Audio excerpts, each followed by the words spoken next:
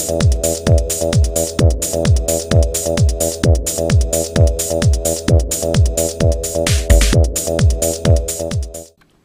everyone, today I'd like to take a casual peek into the Spider-Man 3 Black Suited Spider-Man action figure.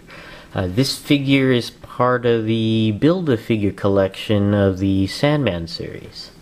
I found this figure set at a DD's discount, actually while I was looking for the Ninja Turtles. And I found this one and several other of the Build-A-Figure figure sets.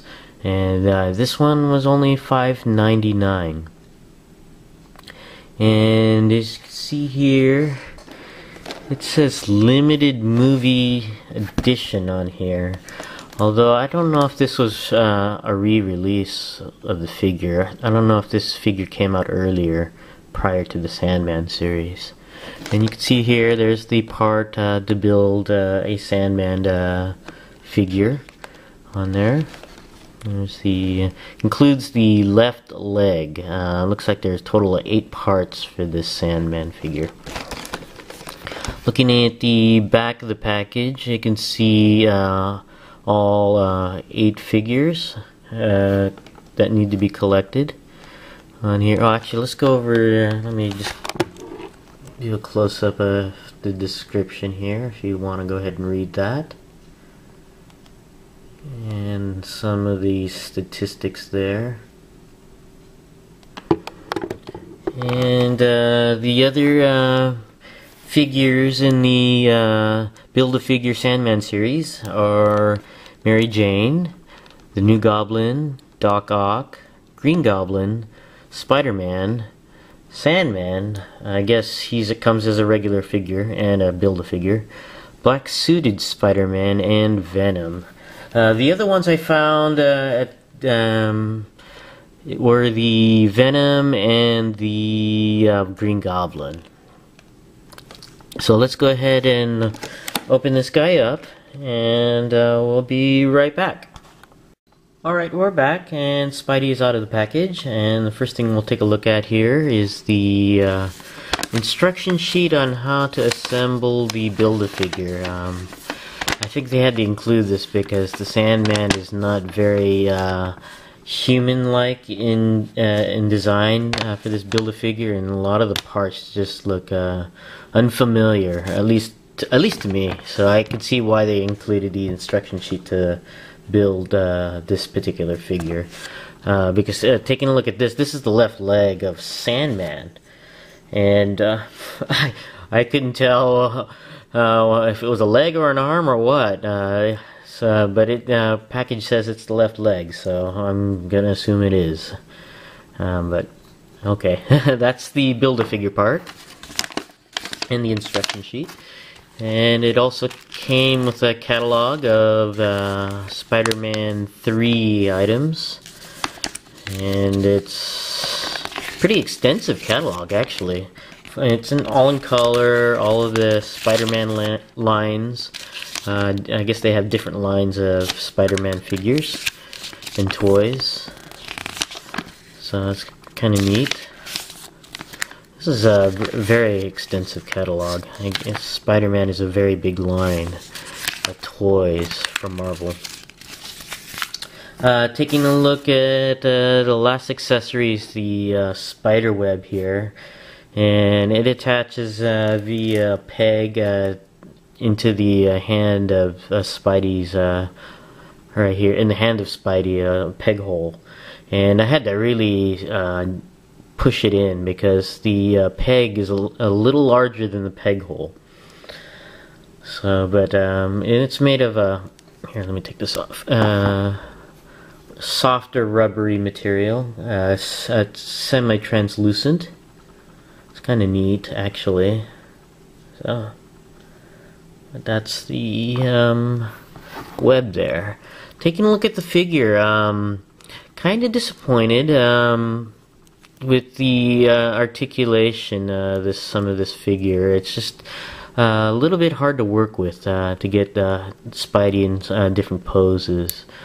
But before I go into the articulation, let's go ahead and go into the details of the figure. You can see he's it's not quite black. I don't know how it shows well in the video. It's like a dark gray, actually. And you can see the highlights of silver on the webbing portions of the figure. It's I would say pretty much okay. There's some hit and misses with the paint on there. Like right here, they missed the portion on the chin here, so it's kind of dark over here, like it got rubbed off. The silver, some of the silver got rubbed off. That's a nice Spidey logo there. On there, and I don't know if it shows up in the video, but the darker portions of the figure, it's got like a mesh pattern to it. Let me see if I can get it into focus. There, you might be able to see it off the reflection. Maybe not. There we go. Yeah, see, it's got like a mesh type pattern to the darker colored portions of the figure. Let's go ahead and go over the articulations, because there's some good and bad with the articulation. On the head goes all the way around, but it doesn't go up, and that's really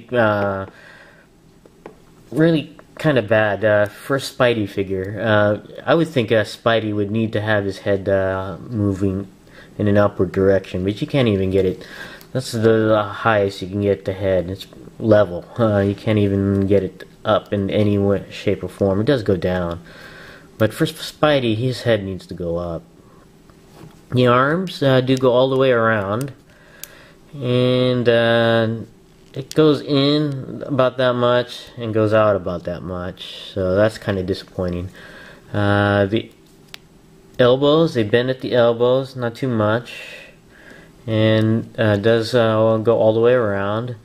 And on the right arm, the swivel is on the forearm of this figure, and I think it's because of the attachment. But on the left arm, the swivel is on the wrist, and the wrist can go in and out as well.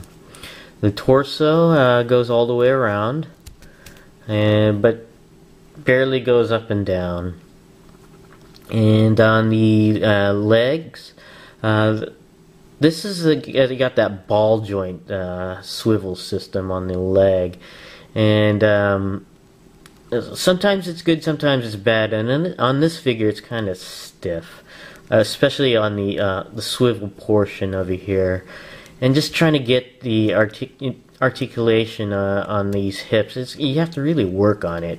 That's one of the things I don't like about this ball swivel hinge joint on the hips. You really have to get it to where you want the leg to go. You have to really work at it. No thigh articulation, but it does have double jointed knees on there. And the feet go all the way around and go up and down. So the articulation for this Spider-Man figure is pretty hit and miss.